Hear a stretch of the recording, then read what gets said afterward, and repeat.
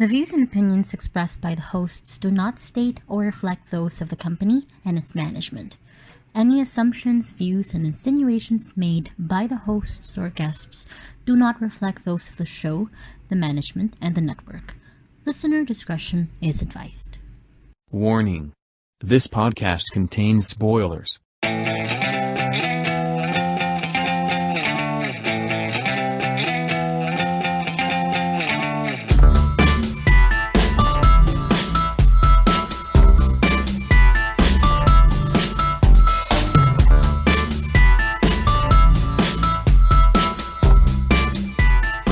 Third World Cinema Club. Okay, so next film that we'll be talking about now, I think almost everyone in this session was able to watch it.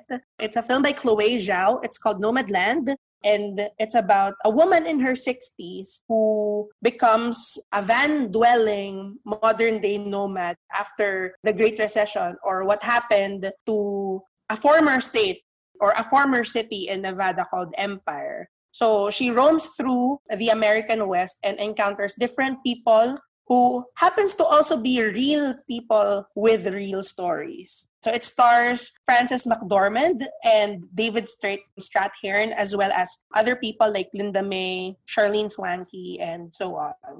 So yun, Ate says, why don't you kick things off? What are your thoughts about Nomadland? So Nomadland, I've always loved Frances McDormand. So when I heard that she was going to make this, or she was going to be starring in this film, it's actually one of the films I look forward from the IFF. This is actually a very good piece, I guess, because it doesn't pretend to be anything more than itself. So also, I mean, kung iisipin mo parang paano kaya yung life na gano'n na parang you don't have any bills to pay, tapos at the same time you don't have any other place to go but your car. And then you find out that there's a lot of people who share the same curiosity and passion of that kind of lifestyle as you. So ganun yung premise kasi ni Nomadland.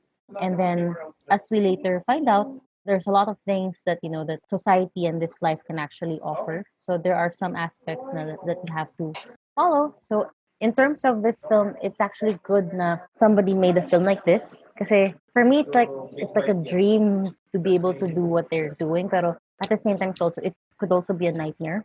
Pero kasi it's good na yung mukha kasi ni Frances McDormand is like a canvas. So any role that she's given, she's able to portray it with superb excellence. Kumbaga, kasi parang kaya niya mag-chameleon into what the kind of character that's given to her. So, parang it's hard to maybe understand what she's like in real life. Pero here in Nomadland, she definitely portrayed the lead character very well.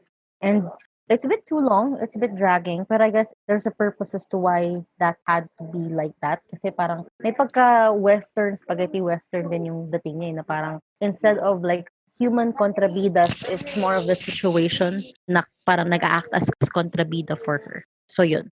Ikaw, Doc? I really like this film, especially because of Frances McDormand. It's one of the best performances of the year, I think. I love the docudrama treatment at the start. Reminds me a lot of films na docudramas. Films ni Francis Passion, like Buaya. Diba? May interspersed interview segments with people, tapos sinama dun sa narrative. Pero ito talaga, actual nomads. And it's an interesting, siguro, discussion about the effects of, kasi in the events of the film, yung pagsara ng Empire is due to the 2008 economic crisis, yung recession na yun. So even now, like, I'm assuming this is set in 2020 kasi may Amazon na, like 12 years later, there are still effects trickling down from the financial catastrophe, no? And people are just doing small gigs, parang naging gig yung pag-emerge ng, kumbaga, quote-unquote, gig economy or something like that. And they're forced to wander around. Pero there are times na very challenging to sustain yung lifestyle na ganon. And then it's also interesting to note that these people have formed their own communities to try to live together. Kasi they're here out in the road for all of their own reasons. Yung nagkasakit sila, ayaw na nilang magbayad. Yung isa is terminally ill, pero ayaw niya ng buhay hospital, and additionally, sobrang mahal ng healthcare sa US. So it's not financially feasible, might as well, go out with a bang. Mga unrealized dreams or parang mga baggage na gusto nilang idala. And there's also this, I guess, kind of spoiler alert. The Frances McDormand's character is tempted to settle down or to at least go back to her old life. But her old life is still clinging on to her very tightly. Even though, literally, as in makikita mo, her old life is empty, full of desolate spaces. There are places full of ghosts. Wala nang tao doon. Pero ang tao na lang, the only person that's inhabiting those spaces, that past, is Frances McDormand's character herself, na siya na lang yun nandun. So parang there are wide shots of desolate plains na siya lang yung makikita mo doon. It's a great character study because it's trying to delve into yung thought process niya in solitude. Not exactly loneliness, pero solitude. Parang the act of being alone. Ganun. And that's the unfortunate life of a nomad. You're unattached to anything as much as others want to attach themselves onto you. Yun lang. Ganda. Personally, this was very personal to me. Especially right towards the start of the year kasi I decided to move out of my house, live all on my own. So in a way, although I'm not a nomad per se, but in a way, very spiritual kasi yung film or how it was approached. For me, throughout the whole thing, it just felt like a reassuring hug. Somehow tells you that everything is going to be okay, even when all hope is sinking down the drain. Because there were definitely a lot of issues brought up by the film. I like how Chloe Zhao's lenses didn't show any form of judgment.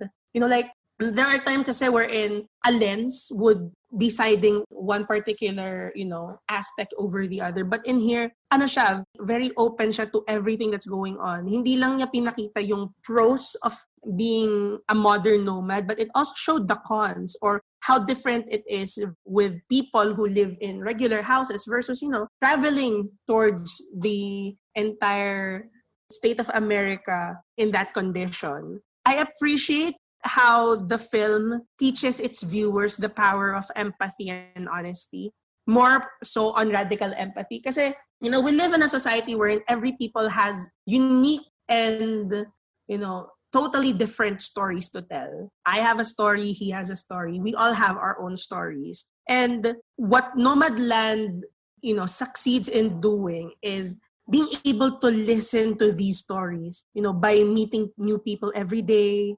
discovering, what happened to them as you share your own story. And creating unforgettable memories and moments that can help you in finding your own, form of spiritual enlightenment.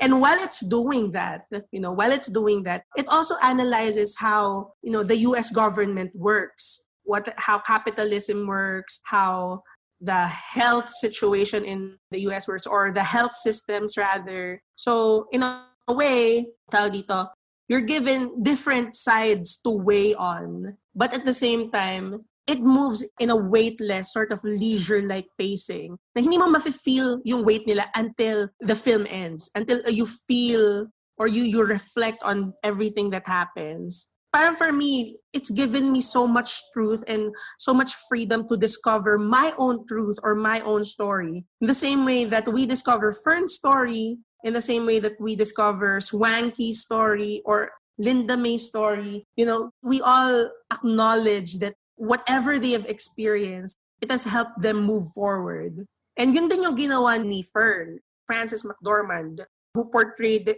her character, in my opinion, to perfection. And I agree that it's definitely one of the best performances of the year, possibly even the best. In a way, in this film, si Frances McDormand, para siyang binathe or para siyang pinaliguan ng sunlight. She's full of warmth and joy, and somehow she's positive, but at the same time, she's also realistic. And I think we all need a Fern in our lives. And I really love its, lastly, I really love its message that at the end of the day, we'll all see each other down the road, And by the time that we end up seeing each other again, maybe by that time, we have more experiences, more stories to tell, and more lessons to share with other people. So, ayun. Napaka-memorable. I believe it's one of the best films and it deserves the Golden Lion that it got at Venice. How about you guys? Kuya Jim, Kuya Rolando, what are your thoughts about Nomadland? Ako naman, nagustuhan ko din yung Nomadland. I believe isa to sa pinakamahusay na pelikula this year. And yung performance si Frances McDormand is sublime. Naiiba siya dun sa mga previous performances niya like in Fargo, Almost Famous, Something's Gotta Give, and other memorable performances even in Three Billboards Outside Ebbing, Missouri, diba? So, with previous performances, makikita natin in North Country. So, makikita mo kasi dun sa films na yun, maingay siya or madaldal siya. Pero dito, ang tahimik, ang quiet nung performance and grabe yung ang galing ng mga nuance, even the restraint niya dun sa acting niya dito.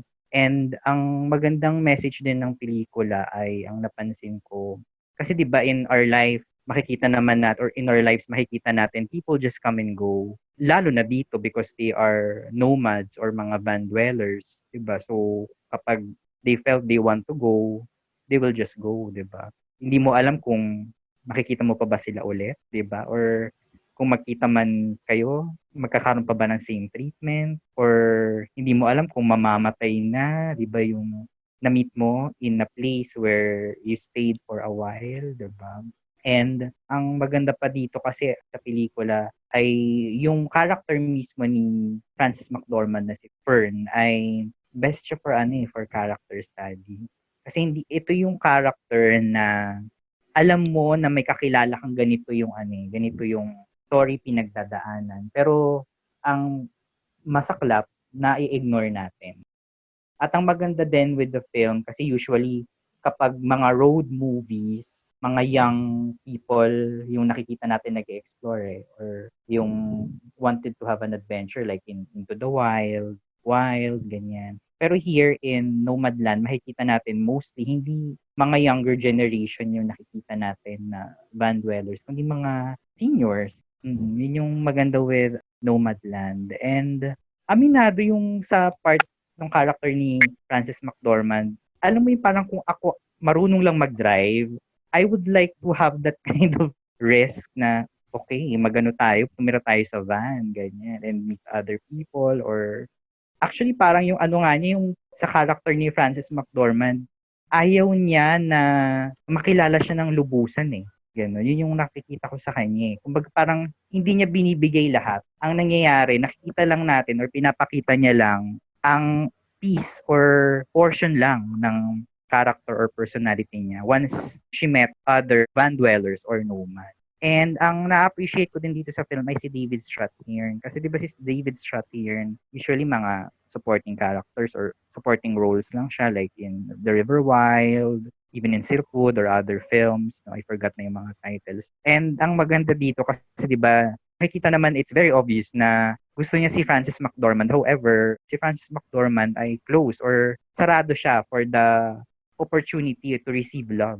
Kasi mayroon pa siyang emotional baggage or mayroon pa siyang hindi napapatawad na bahagi ng buhay niya or hindi niya napapatawad mismo yung sarili niya with the pains and whatever she went through in life. Ayun. So, napaka-memorable nitong pelikulang ito. Isang ganda. Ang ganda ng pelikula. To me, Nomadland is the best film of the festival. No film has comes close. I mean, naguguluhan ako kung ano yung number 2 film ko, 3, 4, 5. But number 1 all the way, yun talaga Nomadland. All throughout the film, I didn't cry but I have damp eyes. You know, like, I think that kind of film experience is worse emotionally because hindi mo siya mailabas, di ba? Pero all throughout the film, you're feeling melancholic or sad. Pero hindi mo siya totally maiyak. Because yung approach ng film, it's very humanistic, very subtle. And one thing I like about the film is yung, if we lose all of the things in our lives, we revert back to our appreciation of nature. Parang kapag na-lose na natin yung mga bagay na meron tayo, then wala na tayo ibang i-embrace kundi yung interaction natin sa nature.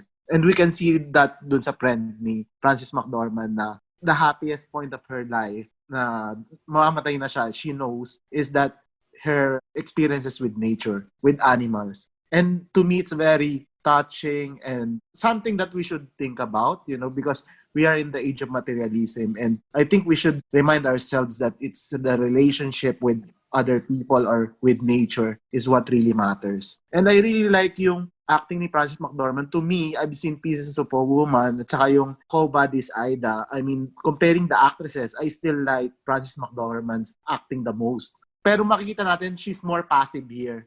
But she's just reacting to the environment or reacting to the people around her, right? Like, hindi siya yung nagda-drive ng primary emotion, but you can see the consistency all throughout kung paano niya dinadala yung burden. Like, we don't know how the editor assembled this film, but it's so consistent. I mean, her facial expression, her eyes, and I really like it. I think this is one of my personal favorite American films in the last 20 years, honestly.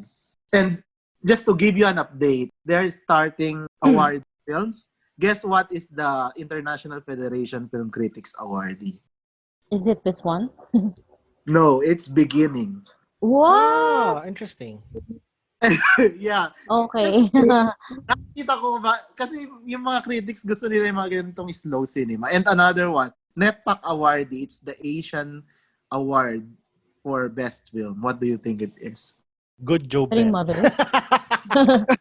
Three Mothers. No, it's Gasamon Amor. Okay. It's not even the disciple. Okay. Not even the disciple.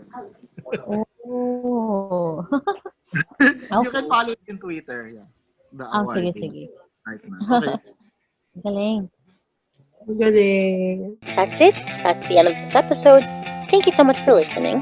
This would not be made possible without your support, and of course with the help of Cutprint Podcast Network's team, headed by Patricia Marie Ferrer, Network and Podcast Manager Ellie Kirong Cole, Social Media Manager Rowan Palomares, Business Development Team Lead Lee Lirio, and from the creative side, Christina Lido and Andre Luis Castillo Ibanez. Follow us on Instagram, Facebook, Twitter, Stitcher, Spotify, and Apple Podcasts, or wherever else you get your podcasts from. Third World Cinema Club.